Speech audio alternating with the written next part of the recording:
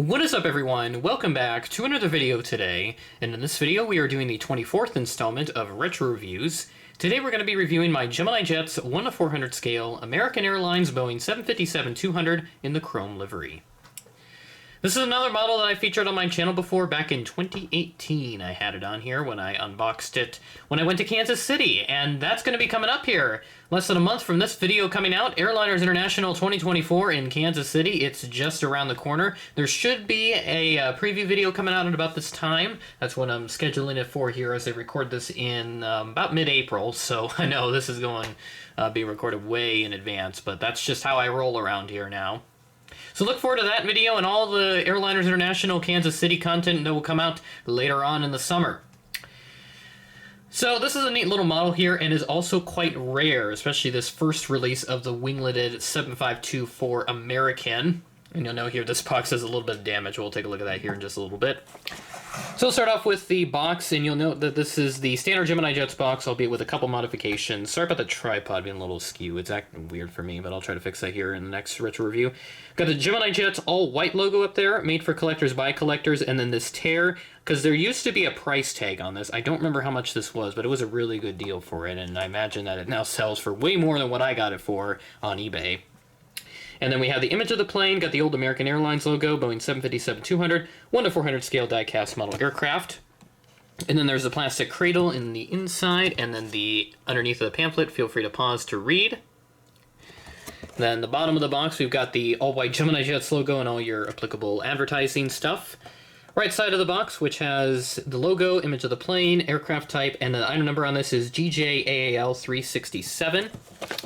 And then the top side, which has the adult collectible model warning, and then you can see it has a little barcode there, $22.50. I don't think it was that much. Maybe it was, because I got this at an antique store in Kansas City. Poppy's Treasures was the name. I think, yes, they are still in business, and I would like to go back there. Maybe I'll go there when I'm in Kansas City, and we'll see. But they'll probably be at the show anyway. Then here's the left side, which is the same as the right. And then the back of the box. This is a 2008 release, and if I check my notes, this is released in August of that year. So I've made myself a pretty big Gemini Jets database, just keeping track of all of the Gemini Jets releases that have been made, including some exclusive ones that haven't been documented on their the Gemini Jets website database. So I have a pretty big database going. I do have a couple links somewhere, so if anybody wants to see it, I'll link it in the comments section below. And you can also see the American Airlines officially licensed product logo down there. So I'll bring this model into view. This one's a little bit unique in my collection too, because of some interesting, I guess, defects, for lack of a better term, that this model has. And I'll get to that here as we review this model. So we'll go ahead and start off up here at the front, where we do have our nose section. It's a little interesting on this one here. So we got the nose cone and the cockpit windows, and we have the L1 door, and there's a nose landing gear. I think that says 5 Delta uniform, something like that. Yeah, 5 Delta uniform for the fleet code. And then we have the American titles. There's also a little One World sticker there, as indicated by the blue dot. We have the L2 door right there, and the beautiful Rolls-Royce RB211s right there, our overwing exits. And then all the way back, we've got the rear boarding door and the registration, November 601 Alpha November, and the American Airlines tail with the American flag on top. And you also note here as well that this has an interesting paint crack on it. Really interesting right here. Usually with this kind of stuff, it's associated with what's known as zinc rot. Basically, it's a process where the zinc crystal structure starts to crack and deform, and then you see all these cracks and stuff build up on your models, and it's really sad to see models get affected by that. A lot of older Aero Classics and some other brands have been affected, Gemini Jets as well. I think the latest release I've seen is 2013, 2015. So there are some more recent Gemini Jets that are already reporting signs of zinc rot, but it's not something to be really concerned about, because I think a majority of the models these days, they are made with different types of metal. I think some, they're made of aluminum, and then there are, of course, some with zinc, but you only get that if there's imperfections in the zinc. Again, I'm no expert on the, chemistry and all that, so if anybody wants to clarify on some things, feel free to leave a comment, and I'll definitely put you up towards the top of the section. There's also another thing here, too, on the nose as well, if I can get that into focus somehow, and not on the engines. This is not going to work for me today. You can see, yeah, there's a little crack there just underneath the nose. It's just above the nose gear and below the the center of the nose. I think there's also some cracks on this side as well. There is. Just a little tiny one right there. But overall, it's not horribly noticeable, so it doesn't ruin the model for me personally, but I know some that would definitely be bothered by those cracks in the paint there.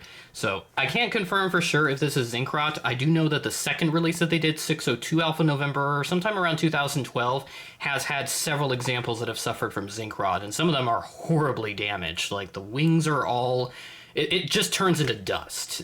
There's no way for me to put it lightly. It's horrendous to look at that stuff. We'll move over to the right side of the aircraft where we have the usual details on this side. There's also some luggage doors, and then on the back, another one over there, and all your other normal details. Underneath, we've got the Gemini Jets logo and the stand hole, along with the all-polished fuselage, and on the top, we've got a couple of printed details, and I think there's a beacon on there somewhere. Yeah, it's up towards the front. It's kind of hidden. There's a lot of fingerprints on this one already, because I've had it for about 6 years. I'll have to take a microfiber cloth and give it a nice little clean just to remove any residue from my fingers and fingerprints and all that fun stuff in the future. So overall, a nice little model that I have here, and quite a rarity as well, because these American Chrome models, they sell for quite a bit of money. Whether it's the 757, the MD-80, 737, 727, just name any type that American had before 2013 and after 1968, and more than likely they will be very rare in model form. But now let's move away from that and talk about the real-life aircraft's history, November 601 Alpha November. This aircraft first flew all the way back on February 7th of 1995. It was delivered that same month to American with the same registration. Of course, it started its life without winglets, and then it got included sometime after. The aircraft was stored in May 2015, so American retired this aircraft sometime around that point. And then it was transferred to SF Airlines, which is a Chinese cargo airline, in February 2019 and re-registered to Bravo-1177. And this aircraft is still flying with them as of today. So that's awesome to see that a cargo airline is taking up usage of it. And pretty interesting too, because it does have winglets. Since UPS and FedEx here in the US, they don't operate any 757s with winglets. They just go without them. I think it must be something to do with like cost saving or something when kind of goes against the purpose of the winglets, which is to save fuel and all that, you know, a couple percentage points worth of fuel, but either way, it's pretty interesting to see that. And that's everything that I have for this retro review. A little longer than some of my other ones since there's some more information I wanted to talk about, but that's just how things go. Or as they say, that's how the cookie crumbles. So with that being said, that is the end of the video. Thanks for watching, and I will catch you in the next video.